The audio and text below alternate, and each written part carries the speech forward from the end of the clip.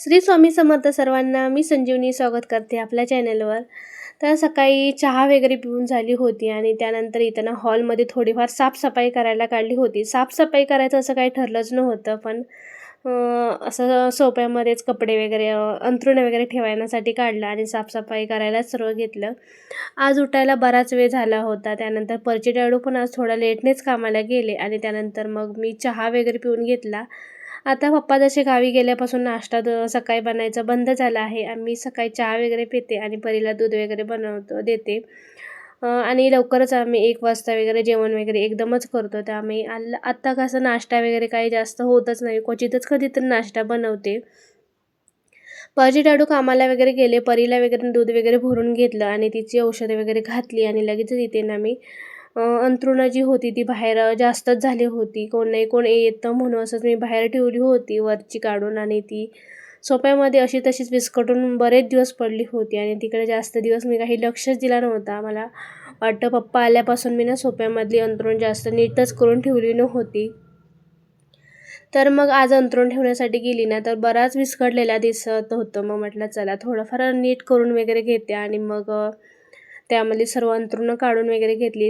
पूर्ण छान असं साफ वगैरे आतमधलं करून घेतलं. आतमधलं साफ करायचं म्हटलं ना तर बराच वेळ लागतो, कारण कचरा बाहेर यायला वगैरे मिळत असल्यामुळे ना बराच वेळ लागतो. त्यामुळे ना अंथरुणं वगैरे सर्व घडी वगैरे करून घेतली आणि त्याच्यानंतर मग आज काय क्लीन वगैरे करायचं असं काही ठरलं नव्हतं, पण एक काढायला गेली तर मग दुसरं दिसायला लागलं, तर तिसरं असं ना मला बरंच काही नाही का आज काम लागलं होतं. आणि असं एक साफ करताना आज माझा पूर्ण हॉल स्वच्छ करून झाला होता. जसं सोफा नीट करून झाला होता तसं लगेच इथं कपाटामध्ये मी आली होती बघण्यासाठी. तर कपाट पण बरेच दिवस विस्कटलं होतं, तेही नीट करून घेतलं आणि छान असं हॉल आज स्वच्छ करून घेतला होता. आणि आज माझी बाकीची सर्व कामं बाकी करायचीच होती. काहीच काम केलं नव्हतं आणि आज माझा भाऊ येणार होता. थोड्या वेळामध्येच भाऊ येणार होता आणि बाकी सर्व स्वयंपाक वगैरे कपडे वगैरे करायचेच राहिले होते. थोडंफार स्वयंपाक करून घेतला आणि स्वामीलाही झोपून घेतला आणि थोडं स्वयंपाक झाला तसा लगेचच मी इथे कपडे धुवून घेतले आणि तोपर्यंत भाऊही आला होता. त्यानंतर थोडा उरलेला स्वयंपाकही बनवायचा होता, तोही बनवून घेतला. त्यानंतर आम्ही सर्वजण इथे दुपारी जेवायला बसलो होतो आणि आज जेवणामध्ये ना मेथीचे पराठे बनवले होते आणि काळे वाटाणे असं त्याचे छान कोकणामध्ये बनवतात तसे छान मसाला घालून आमटी बनवली होती. दही, पराठा, लोणचं असं छान असं जेवण बनवलं होतं. जेवण वगैरे करून झालं आणि कपडे धुवून ठेवले होते, वाळत घालायचे बाकी होते. तर मग फरची डॅडूंना सांगितलं होतं आज 2 बादल्या होत्या थोडं वरती नेऊन ठेवा म्हणून. त्यामुळे फरची डॅडू आज वरती ठेवायला गेले होते. आणि ज्या आमच्या पहिल्यांदाच आम्ही इथं रूममध्ये आलो होतो ना तेव्हा 2 खुर्च्या घेतल्या होत्या, पहिल्यांदाच घेतल्या होत्या आणि त्या थोड्याफार पत्र्याच्या लोखंडी आहेत त्यामुळे ना थोडंफार त्या तुटल्या होत्या. त्या वरच्या डॅडूने कालच जाऊन जॉईन करून आणल्या होत्या आणि त्या थोड्याफार गंजल्या होत्या. त्या थोडंफार कलर वगैरे करायसाठी इथं टेरेसवर आणून ठेवले होते. दुपारनंतर मी आता भेटते आहे तुम्हाला आणि आज भाऊ आला आहे माझा दुपारी, त्यामुळे जास्त काही व्हिडिओ केला नाही. आज सकाळीच व्हिडिओला सुरुवात केली होती, पण त्याच्यानंतर वेळही भेटला नाही, कारण बराच वेळ आज खूप काम करायला बराच वेळ लागला होता. आणि त्यानंतर भाऊ आला, त्याच्यासोबतच वेळ घालवला, कारण रोज काय त्यांचं इकडे येणं होत नाही. क्वचितच कधीतरी येतात, ते पण काम असेल तरच येतात. त्यामुळे जास्त काही येतच नाही. त्यामुळे त्यांच्यासोबतच त्याच्यासोबतच थोडा वेळ वगैरे घालवला. आणि त्याच्यानंतर मग आता संध्याकाळी स्वयंपाक बनवायला सुरुवात केला आहे. आणि आता स्वयंपाकामध्ये आता पुरी भाजीचा बेत बनवायचा ठरवला, कारण आज नॉनव्हेज काही खात नाही, त्यामुळे आज नॉनव्हेज वगैरे काही बनणार नाही. पण आज पुरी भाजी तरी बनवायचं असं म्हणते, कारण दुसरं काही व्हेजमध्ये पटकन तसं काय बनवता येणार नाही. आणि पनीर वगैरे दीदीजवळ त्याने खाल्लं असेल असं वाटतं, कारण दीदीजवळ जास्त करून पनीर वगैरे असतं. त्यामुळे काय पनीर नाही, फक्त वाटाणा मटार असो त्याची उसळ वगैरे बनवणार आहे. आणि बनवली मी आत्ता.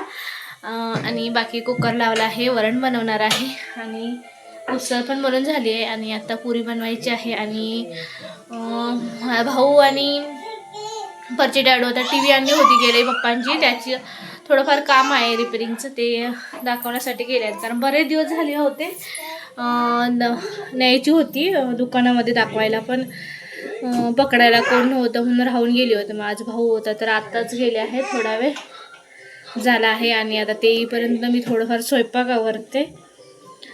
जास्त काही व्हिडिओ करायला होतच नाही, कारण व्हिडिओ करत राहिली तर ना बाकीची कामं राहूनच जातात. आणि स्वामीला थोडंफार आजारी असल्यामुळे भरपूर किरकिर करतो, सारखं मागे मागेच राहतो. त्यामुळे काय जास्त काही व्हिडिओ करतच नाही. आणि व्हिडिओ करायला घेतलं तर स्वामी नेमकं त्यावेळीच रडायला वगैरे रडत वगैरे राहतो. हे बघा,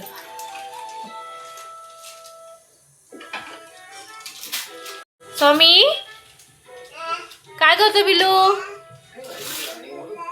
कोण आलं? मगाशीच मी आता भावाला फोन केला होता कुठे आहात म्हणून विचारायला, तर त्याला वाटले आलेत म्हणून तो इथे खुर्ची घेतली होती मी परीला बसवण्यासाठी. तर खुर्ची तिथेच घेऊन गेला ओढत आपण दरवाजा उघडण्यासाठी, आणि तिथंच बसला आहे. तो आता बराच वेळ झाला आहे तिथंच बसला आहे. परीला बसवण्यासाठी जर खुर्ची बाहेर काढली ना तर आपणच बसू त्या खुर्चीवर, आणि त्याच्या खुर्चीचा जास्त वापर तो वरती चढण्यासाठी वगैरे करतो. चला तर मग आवरते, तो शांत आहे तोपर्यंत पीठ वगैरे मळून घेते. घरी खूप पसारा झाला आहे, रात्रीच किचन वगैरे साफ करून काढलं, पण बाकी बराच पसारा झाला आहे. खूप कंटाळा येतो या पसाऱ्याचा. तर आवरून वगैरे घेते. वरण एका साईडला फोडणी देऊन घेतली, आणि तोपर्यंत स्वामी झालं होतं. बराच वेळ खेळला होता ना, तोपर्यंत आला होता किचनमध्ये. मग त्यालाच घेऊन मग इथे ना भात बनवायला घेतला होता. आणि आज जिरा राईस बनवायचं होतं, त्यामुळे इथं जिरा राईससाठी इथं सर्व खडे मसाले वगैरे घालून भात बनवायला घेतलं होतं. आणि स्वामी खूप किरकिर झाल्या असल्यामुळे ना त्याला सतत रडत वगैरे राहतो, त्यामुळे इथं उतरूनच घेतलं होतं स्वयंपाक बनवण्यासाठी. आणि छान असा टक लावून बघत होता मम्मा काय करते ते. आणि नंतर सेम आपण इथं भांड्यांसोबत खाली जेव्हा भांडी ठेवलेली असतात ना घासून, मग त्यांच्यासोबत आपण छान असं तसंच खेळत असतो. मम्मा जशी कशी काय ढवत असते ना, तसंच छान अशी पातेले वगैरे काही घेऊन छान असा खेळत असतो.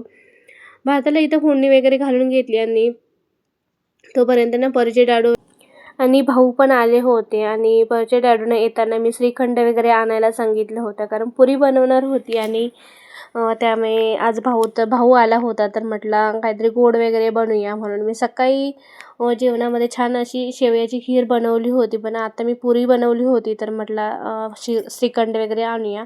आम्ही जास्त श्रीखंड वगैरे काही आणत नाही, पण भाऊ आला होता तर म्हटलं आणूया वगैरे.